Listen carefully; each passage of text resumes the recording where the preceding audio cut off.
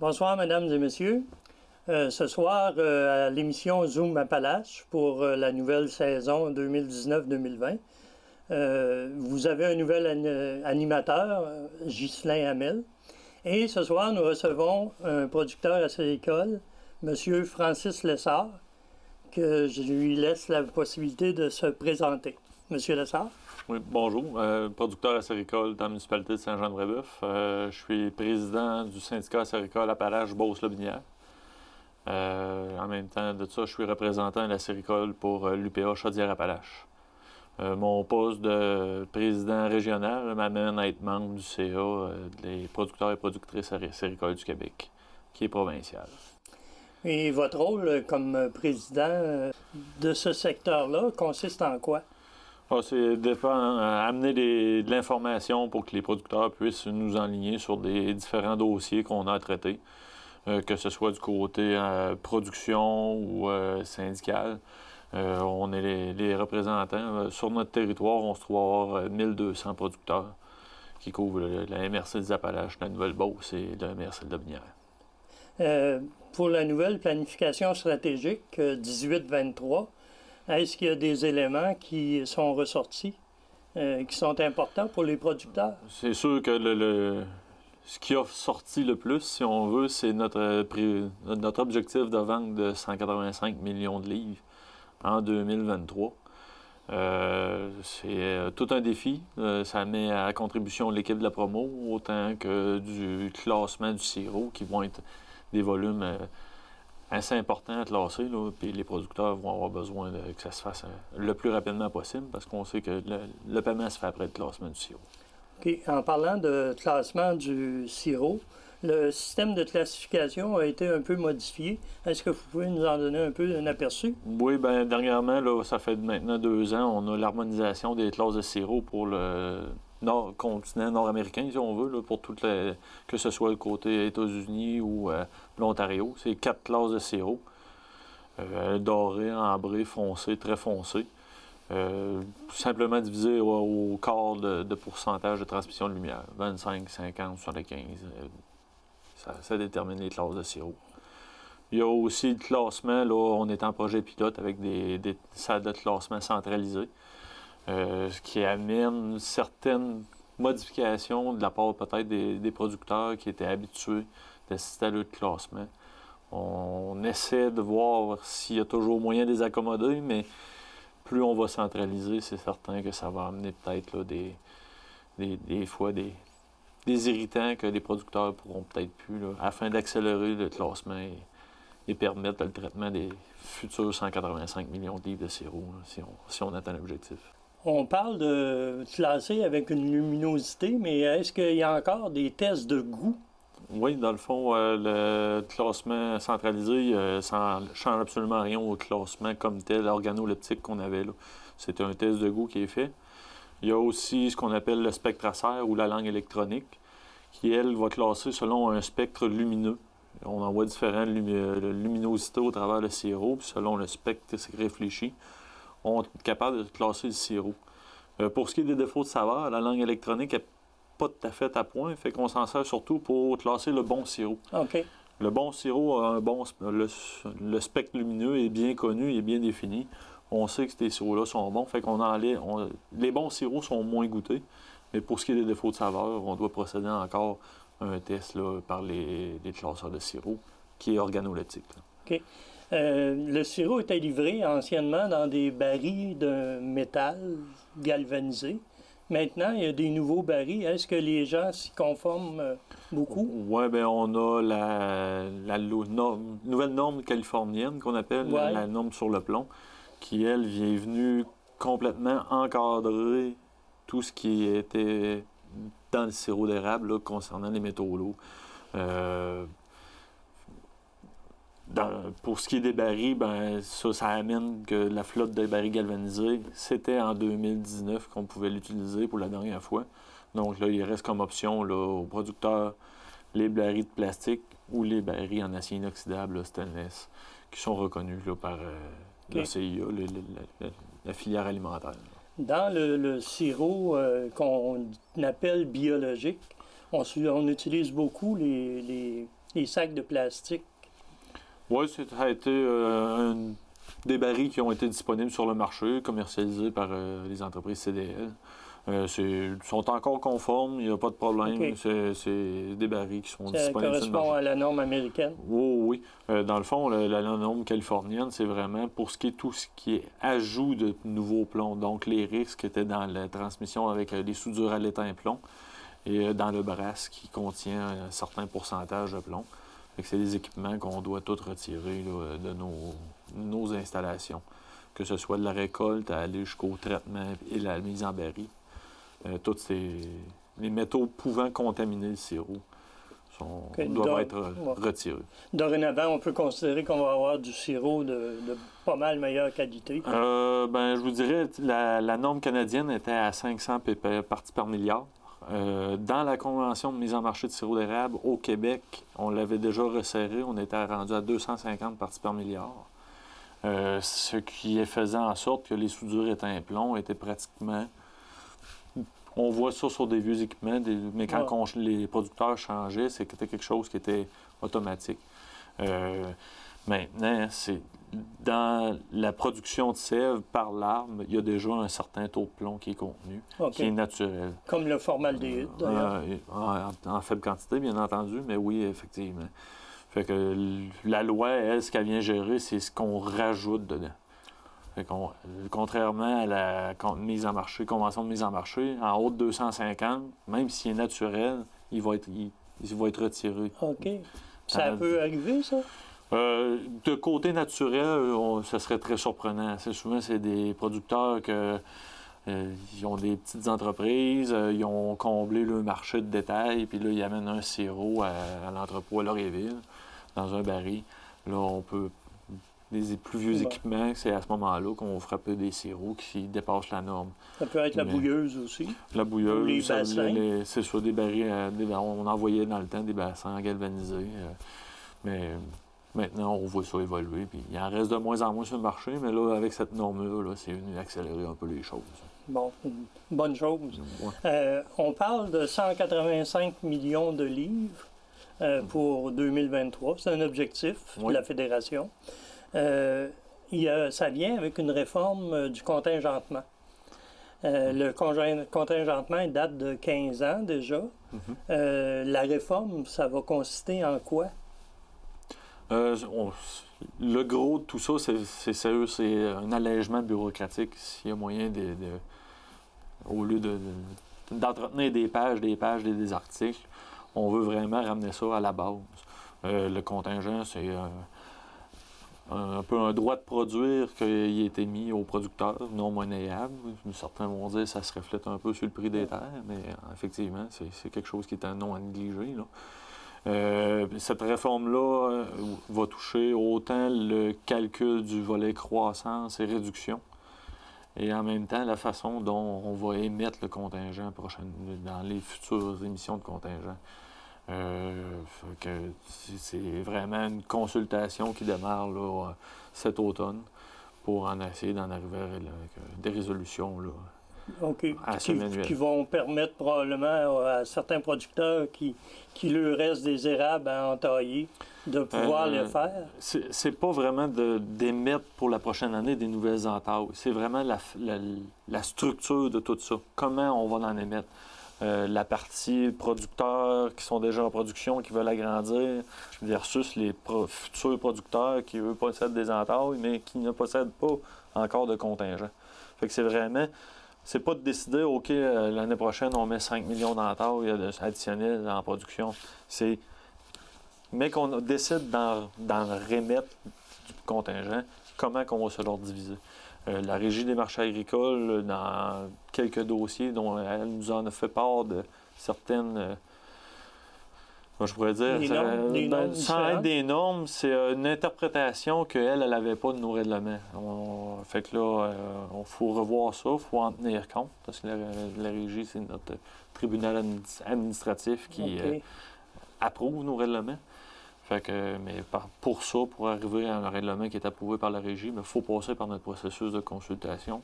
Puis les producteurs vont tout être conviés à ça cet automne. Puis, dans la production de sirop d'érable, tout le monde est obligé de passer par la fédération? Non, pas nécessairement. C'est vraiment pour la distribution en vrac. OK. Si vous faites du vrac, quelqu'un qui veut faire du canage puis vendre directement au consommateur, tu n'as pas besoin de posséder de contingent.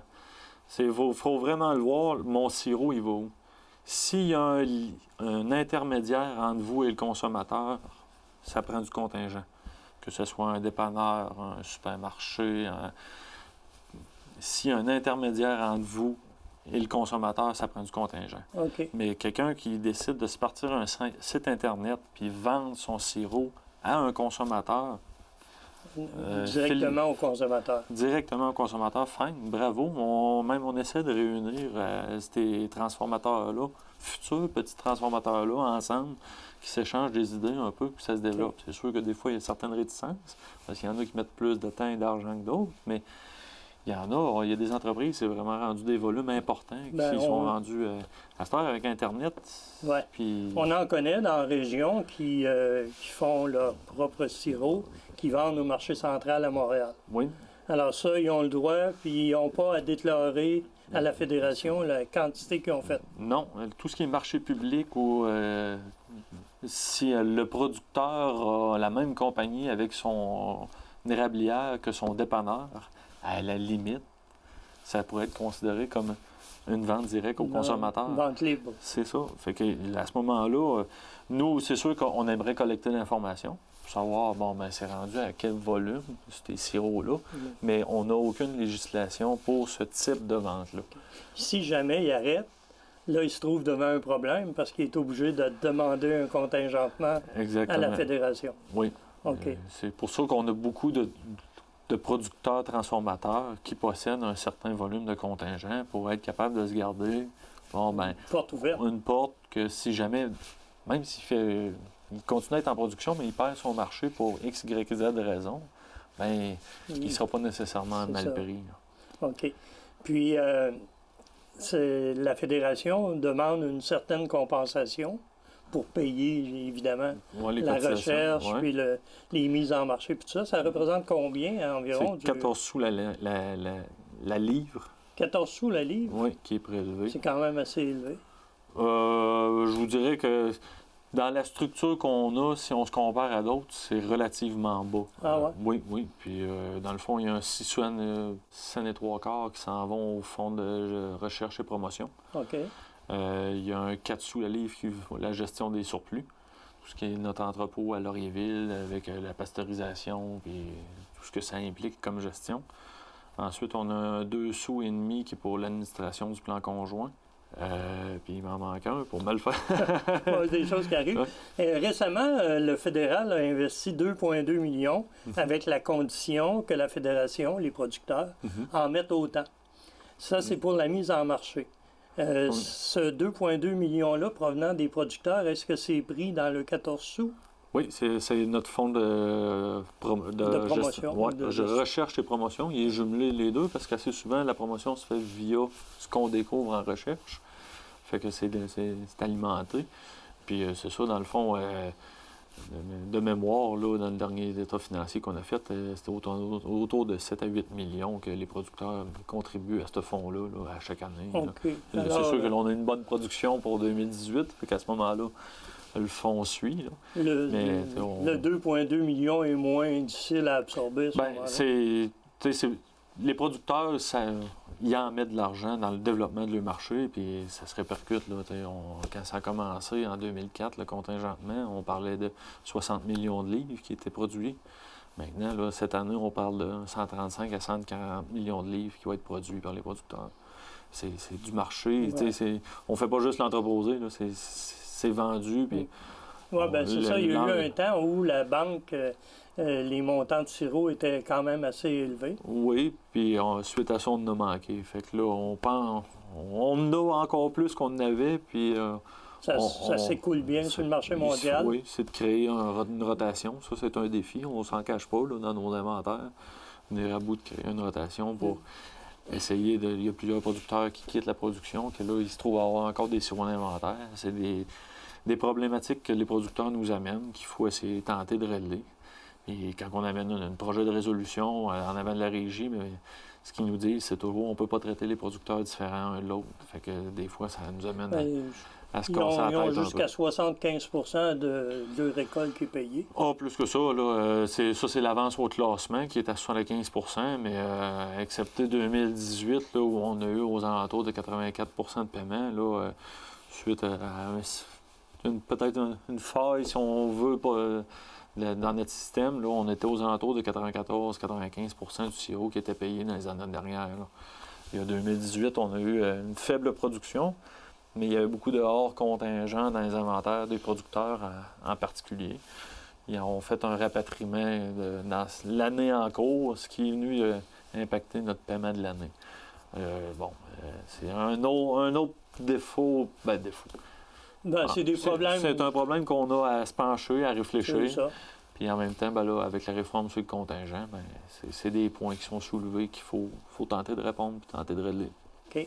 Un des plus gros marchés maintenant, c'est quel pays? Les États-Unis restent notre plus gros marché. Ça c'est sans l'ombre d'un doute. Bien que nos volumes continuent de croître en volume de vente aux États-Unis, le pourcentage de notre marché diminue tranquillement.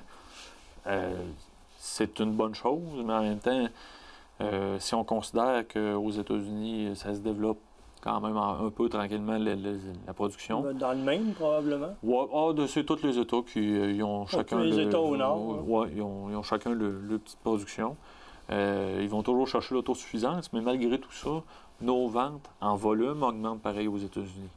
On s'était donné, en même temps, dans la planification stratégique, on s'était donné le mandat de se diversifier. L'Allemagne est un marché qui croît très bien. Les 2-3 premières années qu'on est là, c'est surprenant la réponse. On ne peut pas se cacher que l'Inde et la Chine, avec la population qu'il y a, c'est des marchés qu'il faut prendre le temps d'étudier avant de rentrer là, par exemple. Les matières sucrantes, quand on arrive là-bas, le sirop d'érable n'est peut-être pas nécessairement connu, mais ils ont des matières sucrantes que nous, on ne connaît pas. Il faut prendre le temps d'analyser nos marchés avant d'aller placer nos pions. Il y avait le Japon aussi qui était un gros consommateur. Le Japon, je pense, de mémoire, il est encore 3e. C'est un bon consommateur. C'est sûr que là, ça fait longtemps que les producteurs mettent de l'argent dans ce marché-là.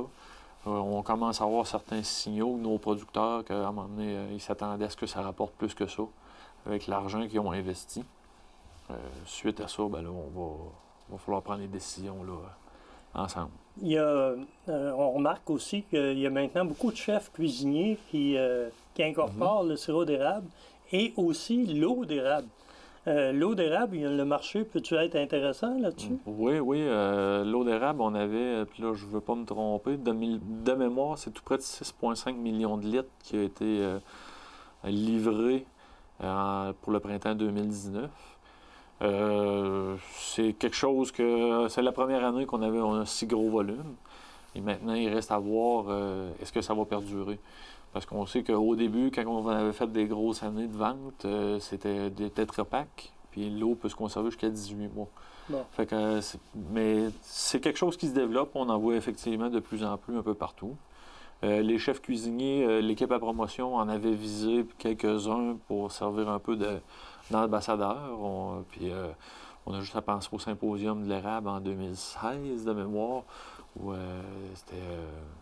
je pense que j'espère être correct, mais de mémoire, c'était Ricardo qui était là. Ah, peut-être. Puis c'est un peu...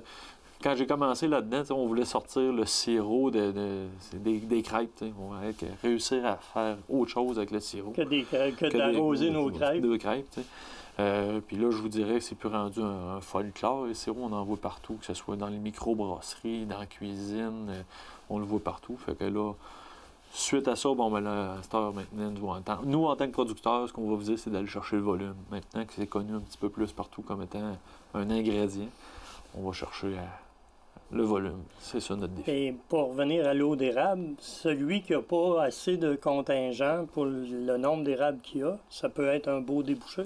Non, dans le fond, tout ce qui est réglementation contingent, c'est que ça concerne tout ce qui coule de l'érable. Donc, l'eau d'érable... L'eau comme le sirop. Est soumis, l'eau comme le sirop qui est produit avec l'eau. C'est ça. Ça nécessite un contingent. Le prix est fixé par rapport à ça aussi. Ouais, ça doit être un prix beaucoup moins. C'est une équivalence. Okay. C'est tant d'eau à tel Brix donnerait environ tant de sirop. Le producteur reçoit en même temps. Pour faire une livre de sirop, ça prend... C'est du 40 pour 1. 40 pour 1. Ouais, 40-45 pour 1, tout dépendant des taux de sucre, là, mais c'est ça. On a une nouvelle industrie qui s'est installée ici, dans la région de Thetford, qui s'appelle Appalache Nature. Oui. Et qui propose d'acheter au-dessus de 200 000 livres, si ma mémoire est bonne, de sirop.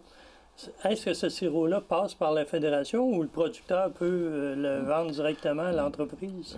Dans le fond, la façon que ça fonctionne, c'est que le sirop, le producteur et le transformateur, c'est eux autres qui se parlent. Si le transformateur veut fournir des barils, accommoder des producteurs en fournissant X, Y, Z services, ça, les producteurs, la PEPAC, qu'on appelle, la fédération, on ne se mêle pas de ça. Ce qu'on va demander aux transformateurs, dans le fond, c'est le paiement du sirop se fait à la fédération. Et la fédération renvoie l'argent au producteur selon les ventes. Si on vend 80, 85, 90 %, c'est échelonné sur 3 paiements pendant l'année. La méthode de paiement ne changera pas. Non, c'est ça. Puis, les liens qui peuvent se créer entre un producteur et un transformateur, vous savez, n'importe qui peut décider de transformer du sirop le matin, et puis s'il veut s'en procurer, autre qu'en baril, ça, c'est une autre méthode aussi. On parlait des canaux de vente tantôt. Le producteur qui a un contingent peut livrer du sirop en moins de 4 litres à une personne qui veut faire des tests de transformation et déclarer ça comme vente par intermédiaire. Et il n'y a pas de problème, là. Ça va être comptabilisé dans son contingent. Ils se sont entendus d'un prix qui ne regarde pas la fédération. Et c'est une possibilité qu'il y a pour peut-être développer des nouvelles entreprises comme Appalache Nature. On est sur le point de terminer, M. Lessard. Oui. Est-ce qu'il y a des choses que vous aimeriez ajouter? Je pense que juste à en parler, plus on va en parler, plus on va démystifier peut-être certains nœuds ou problèmes qu'il peut y avoir vis-à-vis la réglementation qui existe au niveau de la production. Nous, c'est sûr que notre objectif, on l'a vu dans la planification stratégique, c'est d'en vendre du sirop. Mais en vendre de façon à ce que ça soit viable. C'est certain qu'il faut que ça soit viable, parce que des acériculteurs au Québec, on est combien? On a 6 500 entreprises pour environ 13 000 producteurs et productrices acéricoles. Ça risque d'augmenter? Depuis 2009, les 2 dernières émissions de contingent, c'est 600, un petit peu plus que 600 nouvelles entreprises qui ont été en démarrage. Là, dans le Témiscouata, ça se développe beaucoup. Tout ce qui est Bas-Saint-Laurent, encore ici dans Chaudière-Appalaches, on a encore des entreprises qui peut-être se jumellent, se consolident, mais on a des nouveaux démarrages aussi qui s'implantent. Mais c'est provincial. Dans les Laurentides, dans la Naudière, il reste beaucoup d'érables de disponibles. Et les terrains publics aussi. Là. Alors, M. Lessard, merci. C'est très intéressant. J'espère qu'on aura le plaisir de se revoir de nouveau pour vraiment voir si le plan stratégique fonctionne. Mesdames, Messieurs, merci de votre écoute et à la prochaine émission. Merci.